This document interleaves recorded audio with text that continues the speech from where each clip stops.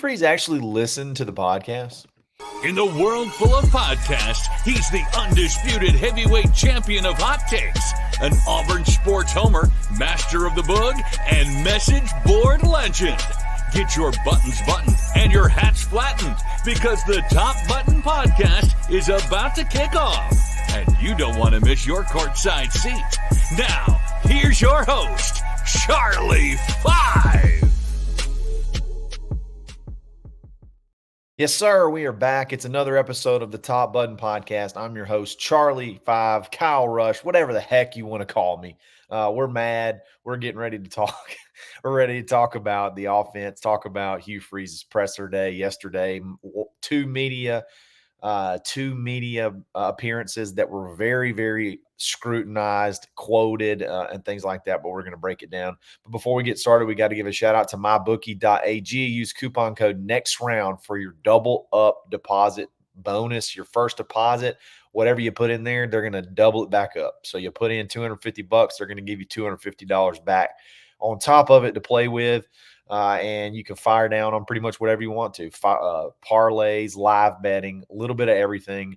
Mybookie is the place to be. And don't forget to use that coupon code next round. Get your account ready for college football, NFL, all that good stuff. Mybookie.ag. Mondays are a big media day for Hugh Freeze. He has his Monday weekly press conference. I think it's usually somewhere around lunchtime or maybe a little bit before.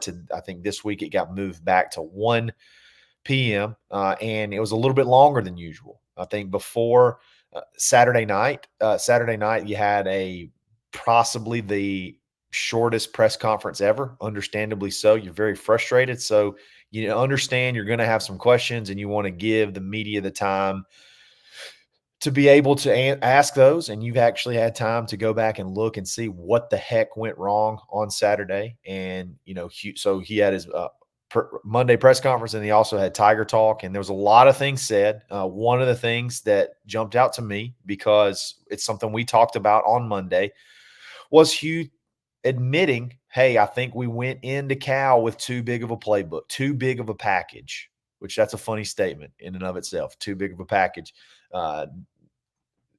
He said that won't happen again. That won't happen again. We're definitely going to look at condensing things.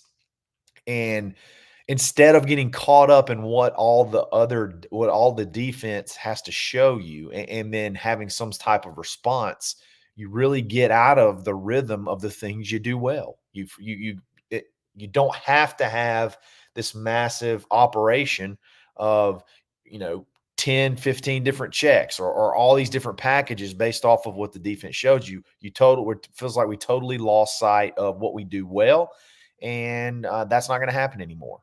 And that's kind of what we talked about yesterday. The pressure that maybe Hugh feels needing to be able to throw the football. Coaching in the days of NIL is just different. You have a little bit of different mindset. You have to be leery of things. You have to be aware of guys that are possibly unhappy. There's so many other factors versus just game planning and going and pulling the trigger. And I think that may have, bit us a little bit on Saturday. For whatever reason, when things get tough, Payton struggles with processing information. That's kind of who he is. He sort of shuts down. He has bailout ideas in his mind. It's either run or I'm going to have a receiver that I'm kind of locked in on that I'm going to go to, and I'm not able to go through my progressions because I'm rustled. I'm in a bind. I can't mentally process it when I got somebody in my face. And some quarterbacks can, some quarterbacks can't. But when I think the little bit of a fool's gold from the week one and being able to have that success and doing it in practice, which you said, hey, he does it in practice every single day. This isn't hard stuff. He executes his stuff in practice every single day. But maybe, just maybe, I thought it was too much. It was too much for what Payton's abilities are. And it seems like Hugh mentioned that as well. And he put the blame on us. He said, hey, we just put too much. We went in with too big of a package. We didn't have to do that. but we did it, and it's something that we wish we could obviously take back. So what does the condensed playbook mean? I mean, number one, if you're going to continue to roll with Payton, you take a lot of the decision making that can go wrong whenever things go wrong. If we were to have an issue with the offensive line, you're going to have a little bit of a mix up anyway. If you were to have some issues on the offensive line Saturday, well, it takes a lot of that decision making away so that he can just sort of react and play. Maybe that helps him along there. And then another thing it does is if you're wanting a quarterback change, if you're wanting to be able to, and I'm talking about from Hugh Freeze standpoint, if you're wanting to be able to pave a way or create a situation to where you could have a quarterback change, if the only deciding factor of what because physically I don't think they're very much different. Now Payton's a lot more athletic runner, but it's from a passing standpoint, there's not much difference in the two. As a matter of fact, I may give the nod to Hank a little bit more as just a pure passer. But if the only difference really is grasping of the playbook, understanding the checks, understanding the protections on the offensive line, if that's the only thing that is separating them really, and I kind of feel like that's really it, that's the only thing that's really separating them, then you kind of go ahead and bring it down so that if there is one slip up, Hank's ready to go.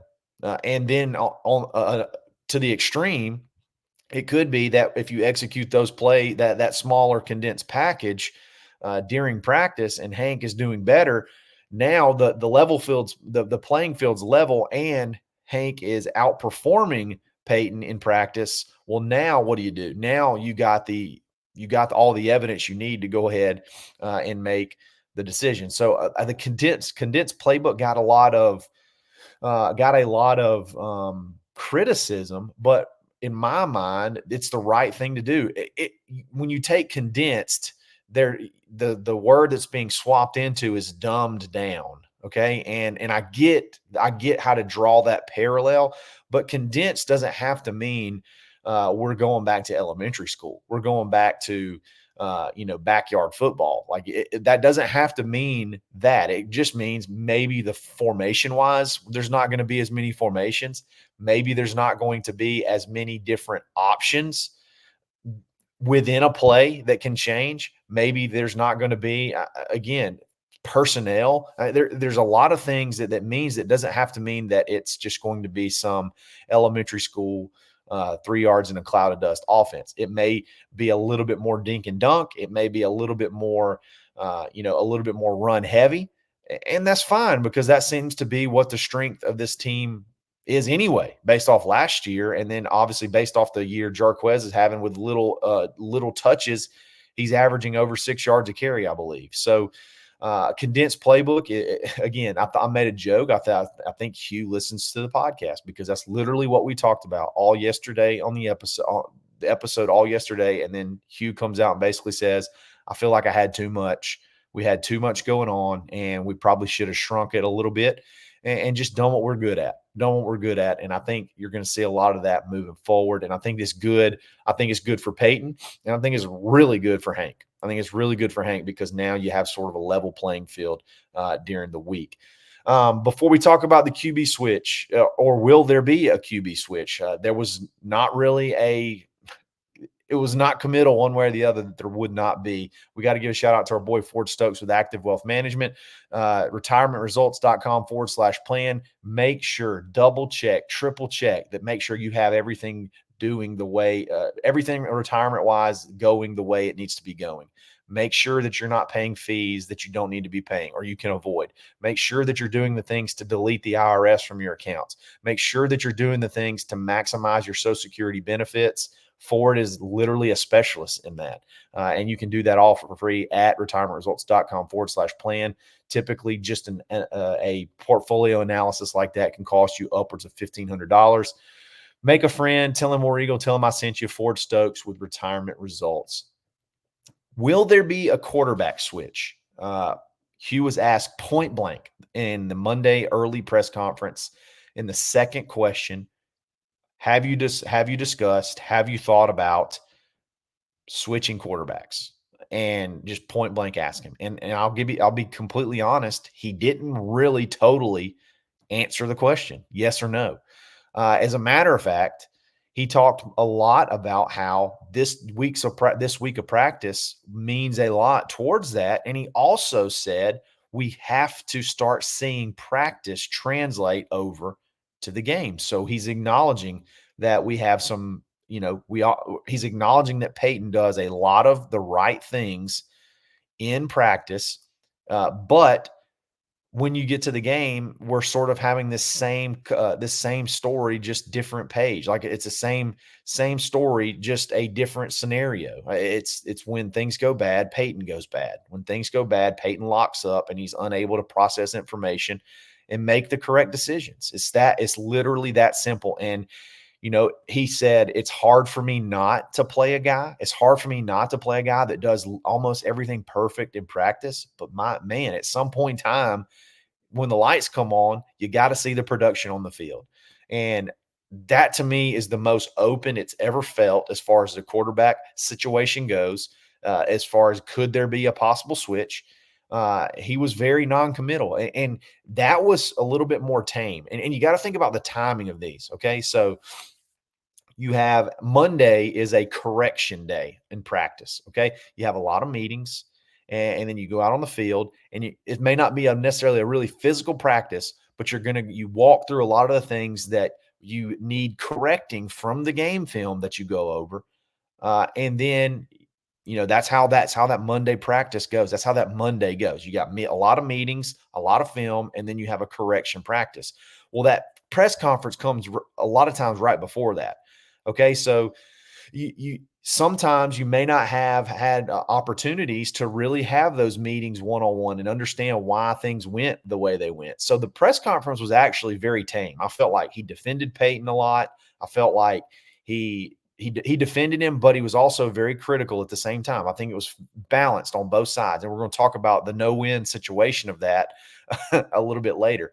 But then at Tiger Talk, after you've had practice, after you've been able to talk one-on-one, after you've had meetings, he was a lot more critical of Payton, a lot more critical, it seemed like, of the offense in general, wide receivers running incorrect routes and things of that nature. And it makes complete sense if you understand that that first press conference, he hasn't had the opportunity to have those meetings or talk with the players, then have that correction practice. And then he goes to Tiger Talk fresh off of that. It's understandable to see how the mood, I guess, the mood or the messaging changed a good bit.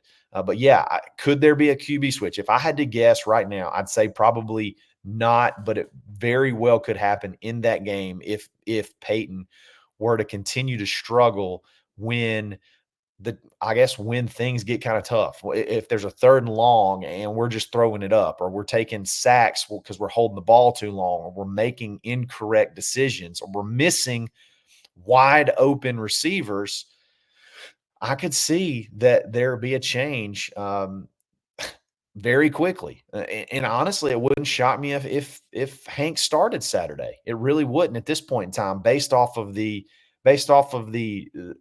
discussion, based off of the messaging. It was really, really eye-opening as far as where Hugh Freeze stands right now, as far as how this quarterback situation is going to go. He sort of it feels like, and I kind of felt it from his press conference. I talked about this with Mike G. You could almost feel the frustration. You could almost feel the disbelief. That's like, man, we go over everything.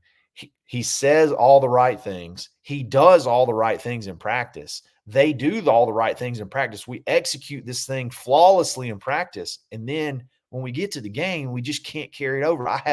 What is the deal? You could almost feel that emotion in his first press conference. And then he was honestly a little bit chippy and a little bit mad, it seemed like, at Tiger Talk at times. But yeah, it's as far as the quarterback situation goes, I mean, I've never seen it under Hugh. It's been a while, really, since I've seen it to where there is an idea that there could be just a 100% switch on the horizon. I don't know the best timing for that.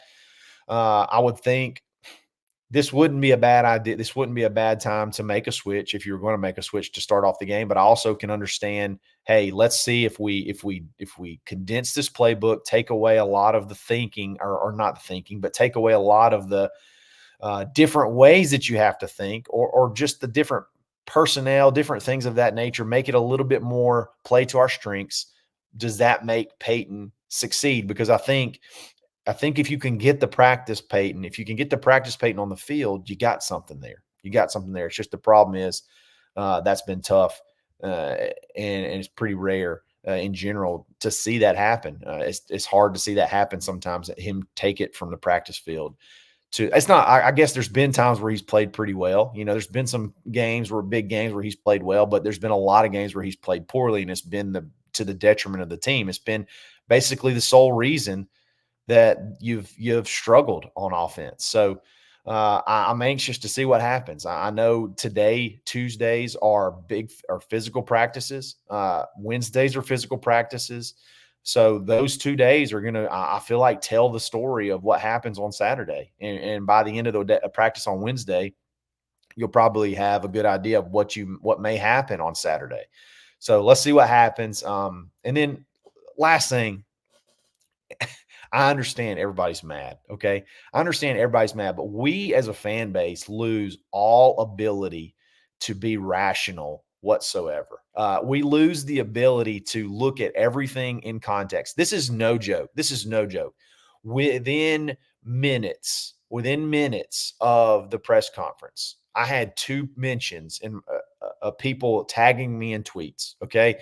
There was 2 mentions. Number one, the first mention was something along the lines of, I wish you would stop defending Payton Thorne. Okay. That was what I wish he would stop defending Payton Thorne, which I listened to it and it felt like he was very, very critical. I mean, I think he said one of the most disappointing things in that opening press conference was that the execution of the offense from the quarterback position. That was the most disappointing thing of the day on Saturday. But one thing he did do when he talked about the interceptions, he was like, if you really break down those interceptions, you had one that was a wrong route, completely wrong route. I think it was Keandre Lambert-Smith ran the wrong route. Payton threw to the route that it was supposed to be, and it was a pick. There was one that was very catchable, maybe would have been a big play off Cam's hands. That was a pick. There was one where he held the ball a little bit too long, but he was hit. I still put that blame on Payton. And then there was one that was just a completely poor decision that ended up in an interception. The one he threw to Cam Coleman when he had Robert Lewis doing jumping jacks and cartwheels down the middle of the field, wide open, and back handsprings that would have scored. He would have ran all the way to Lochapoka if he would have seen him and thrown it to him. So that was the thing, though. He's defending Payton Thorne. He's got to stop defending Payton Thorne. Okay, that was one. And then literally in maybe 15 minutes away, there was a tweet mentioned that said something like, Hugh never takes the blame. It's always everybody else's fault or whatever, or he's being too hard on Payton or something like that. And it's like, how is it so hard? Like, we watch the same press conference, we watch the same things, and we come away with two totally different things. Okay. It's amazing. And I get it. Like, we're watching sound bites and we're watching tweet highlights, and we form our whole opinion based off of those little sound bites and things like that you see on Twitter, social media, YouTube, whatever it is, versus listening to the whole press conference, listening to all the questions asked, how they're answered, and then, putting that together with what you saw at Tiger Talk. It was really a no-win situation. Here's some things that he did say. Okay. Let's talk about the things that he did say. For the people that said that there was I feel like an insinuation last night that Hugh Freeze said basically none of this was his fault and they executed from a coaching standpoint. They called the perfect game and the players just didn't execute. I felt like that narrative was trying to be pushed a little bit last night. These are a couple of things that he said last night. Okay. He said that not all day yesterday. These are 2 things that he said. Okay. we're disappointed with how he played, and it's something we have to get fixed, and it starts with the coaches. It starts with me. Verbatim, that's the quote. We have to get it fixed. It starts with the coaches, and it starts with me, okay? That was the exact words that came out of his mouth yesterday, okay? Also, our coaching staff feels like we attempted to carry too much into the Cal game. 2 quotes of him taking responsibility for what we saw on Saturday. And there's much more that you could go to, but the narrative seemed like it's all Payton's fault. We called the perfect offense. He just didn't execute it. And that's clearly not the case. Yes, do we feel confident about our game plan?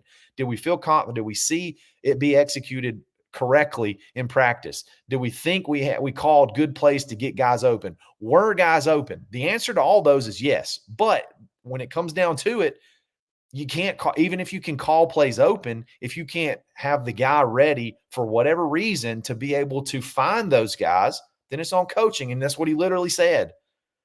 Try to watch everything. Stop trying to make your opinion based off of little highlights and little clips that you see on social media. Like, listen to the full context and understand what he's saying. It makes perfect sense. Okay. We felt good about our game plan. It was executed during the week. We went into the game feeling like we felt great going into the game.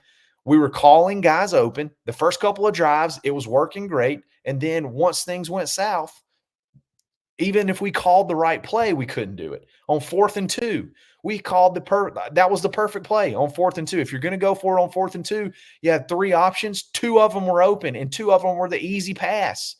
Were exponentially easier passes. But we got greedy. We tried to take a shot. Like those type things are that's a legitimate conversation to have. Okay. Now you can say, I got to coach him better because I got to coach him to where he understands not to take that shot, or I got to coach him to figure out how to find the open receiver.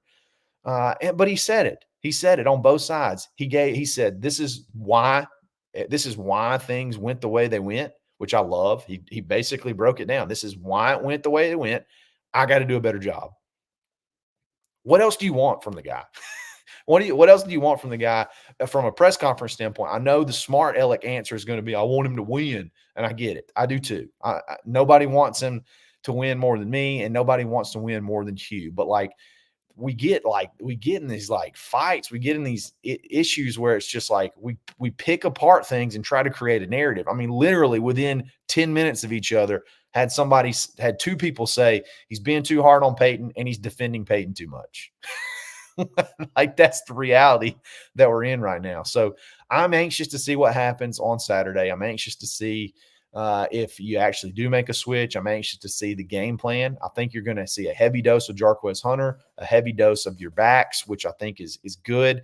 And hopefully you're able to get into a rhythm where you can get some of those drive starting plays, behind the line of scrimmage, or like quick outs, quick things like that, to get those wide receivers the ball in their hands to be able to make plays. And he all but said that that's going to be the focus moving forward. So again, I think Hugh listens to the pod, and if he does, I want you to know that, Hugh, I still love you. You're still my dream coach at Auburn, and I think you're a great fit, and the recruiting is fantastic. And I hope that we can get this quarterback situation and this offense deal married together, because I think you got some talent. I think you got some talent on this team to get to an 8 or maybe even make a run for 9 wins. And I know it would be really tough to get there now with this loss, but I still think the talent is there to make it happen, and the schedule is very, very gettable. So let's see what happens. If you like this video, like it. If you like this channel, subscribe to it. You need to check out thebarnauburn.com. We've been talking about this for 3 days now. So a lot of this stuff we've already been talking about, had a great discussion, great information. And again, you can try it out for $1. And if you hate it, drop it. And if you love it, let's roll. So check us out, thebarnauburn.com. Follow me on Twitter, _Charlie_5. Get in the comments. Let me know what you think, and we'll get back after it again tomorrow. It's another episode of the Top Button Podcast. Stay button. Thanks for listening, and drive home safely.